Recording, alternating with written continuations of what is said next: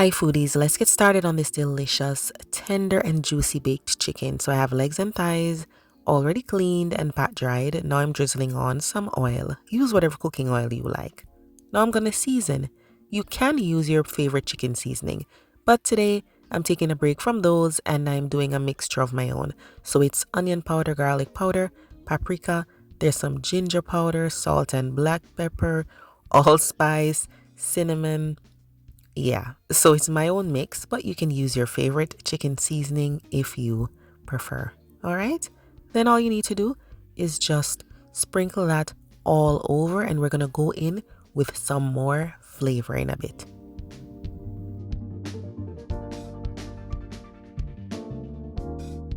I'm adding some brown sugar. You can leave it out if you're watching your sugar intake, that's fine. Then I'm going to add green seasoning, and there is a recipe right here on my channel. It's a blend of onion, garlic, scotch bonnet, ginger, parsley, some oil, and it's just very flavorful. It adds a lot to your dish. Then we're going to go in with soy sauce, and remember that soy sauce has sodium, so be careful how much salt you actually add to the chicken as well. The next thing is browning. It's basically bottled burnt sugar. Okay, it's gonna add a little more color. It's optional. I just like to add it for color mostly. All that's left to do now is just to massage all of those seasonings into the chicken. Make sure you get under the skin and marinate for an hour to overnight. When you're actually ready to make the chicken, you want to make sure your oven is preheated to 300 degrees Fahrenheit and lay the chicken on a baking tray or in a dish. Today I've used a baking tray and I've lined it with foil, but of course you could use parchment paper if that's what you prefer. I line it with foil when I think I might end up broiling it in the end. So usually I don't cover my chicken when I'm baking it, okay? But today I'm gonna cover it just to show you guys how it would turn out, because I get a lot of messages about that. Like, should I cover the chicken? Do I leave it on halfway? What do I do? So this time I'm going to cover it up so you guys can see, the result if I do it that way. So 1 hour, 20 minutes at 300. When the chicken is almost done, you could baste it with whatever sauce you like. But I'm going to show you how we make, like a Jamaican style gravy. So I have oil, garlic, and ginger. Scotch bonnet here. You could slice up the scotch bonnet if you want it spicy. We're going to also add bell peppers and onion. These are going to be sauteed in the oil until they're fragrant. Then we're going to add some more ingredients. This is just one way to do it. Sometimes you go to a West Indian restaurant, they might say, you want some stewed chicken gravy, or you want fried chicken gravy, or you want red sauce. This is one way how, we make gravy in a Jamaican kitchen. So I'm going to be adding ketchup and then soy sauce.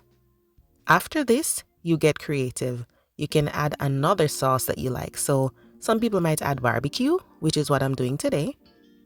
But you could add some pickle pepper sauce, grace fish and meat sauce, sweet chili sauce. You can add whatever at this point. Now I'm gonna add diced scallion. I'll be adding fresh thyme, and of course allspice berries. Whole or crushed is fine, it's up to you. As I said, as I always say, everybody's kitchen is different, everybody's restaurant is different, but I'm showing you most of the ingredients that we would use in a Jamaican style gravy. Some people will start off with all these veggies. Some people will just mix some sauces that they like and just let it simmer on the stove, okay? So now I'm adding boiling water. Once you stir all of that together, then you can realize, okay, I think I need some more of some. So you can add more soy sauce, more ketchup. You can add all-purpose seasoning, like I'm adding some seasoning here. You could add chicken seasoning. You could add black pepper, some brown sugar. All of that is usually to taste. And that is why when you go to different places, their red sauce or their fried chicken gravy might taste different.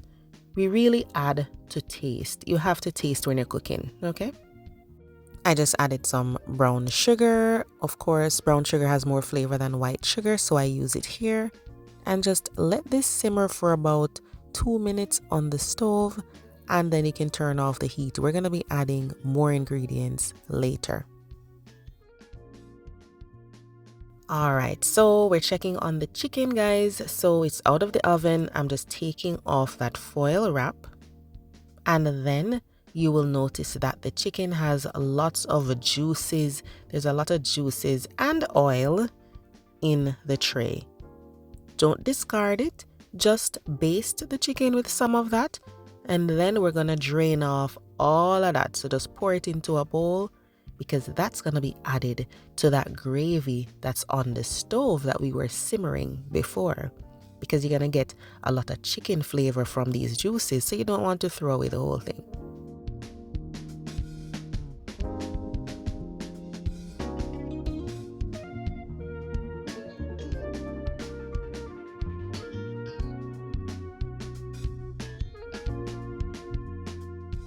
Once you pour off all of those juices, you're going to realize there's a lot of oil in there too. So skim off as much of that oil as you can and just add it to the gravy. So that's what I did. I just skimmed off some of the oil, poured some of those juices into the pan on the stove, because that was already done. I just whisked everything together. And at this point, you can add a slurry of water and flour, or water and cornstarch, to thicken it if you want it to be thicker. This gravy is going to go on the chicken, but you could leave some to serve with your rice as well. Now, some people, home style cooking, they might serve up the gravy with the veggies in there. But most restaurants you go to, they're going to strain it. So I removed all the solids right here. You can see I just left the Scotch bonnet in there for flavor. Strain that off, and then we're going to brush it onto the chicken. Now at this point, it is your choice. You can brush the gravy all over. So that's the skin side and the underside. Or you could just brush the skin side. So that's the side that you serve it on. So you want that side to look the best, right? So brush it all over, or just brush the skin side that's facing up.